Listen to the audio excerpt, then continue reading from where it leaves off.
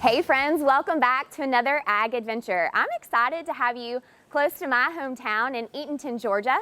We're at T&W Farms. It's a dairy operation, and we're going to show you a different side to the dairy industry. Some of the previous episodes you've seen on Farm Monitor included the robotic systems for actually milking the cows. We're going to bring you back a few months and talk about the calf and the calving side of the industry. And to do that, I'm excited to be with one of my young farmer and rancher members, Mr. Jesse Patrick. Jesse, tell us about who you are, what you do, and what we get to experience today. Well, I'm Jesse Patrick, as Erin said. We are a seventh generation farmer, and we have a dairy equipment business in which we do sales, service, and installation. And today we're here, like she said, at T&W Farms at their calf barn facility, where we're going to be showing automatic calf feeders.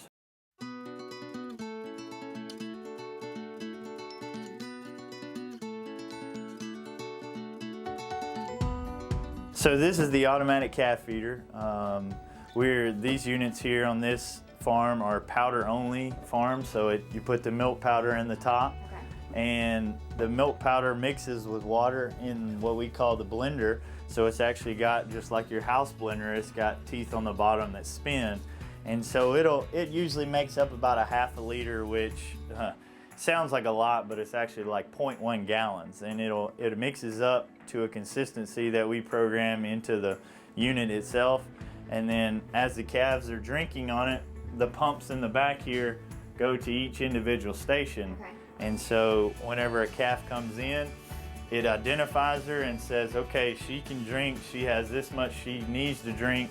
And so the pumps, as you can see now, will start pumping. When she starts sucking on the nipple, it senses a pressure drop, so then the pumps trigger and pump the milk from this blender through the pumps themselves and out to the calves. So everything is perfectly portioned depending on the calf. Correct. Okay. So each calf has their allotted amount of portion per every 4 hours. So this unit is set up to 2.5 liters, which ends up being about a little over half a gallon each time she comes in. What's so interesting to me is the dairy industry really has thought about every stage of development. So I noticed this when we walked in, and it was curious, why are we doing formula at the same time we would be doing a grain supplement? So tell us why this is also introduced in the group barn. So initially we like to start it out to get them used to it, because in the end this is what they'll be eating after they leave here. So to start out, with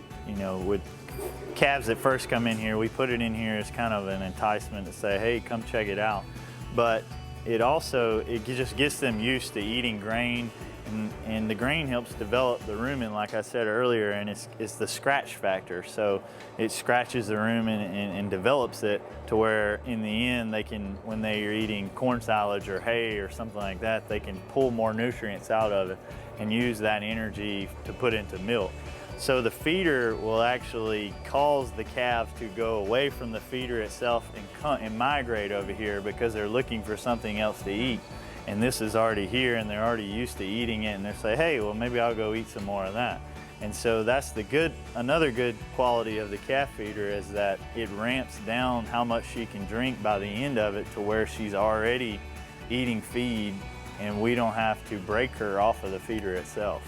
Well, y'all, I hope that you've enjoyed today. Jesse, amazing reminder of just, number one, how much we need farmers, but number two, also that we need skilled labor, because this technology has to be maintained somehow. So I appreciate the fact that you are farmers. Thank you for what you do. Thank you for your skilled labor as well. Make sure you go home today, have a big glass of milk, slice of cheese, finish your night with a big bowl of chocolate ice cream. And as always, I'm so grateful that you got to be on another Ag Adventure with us.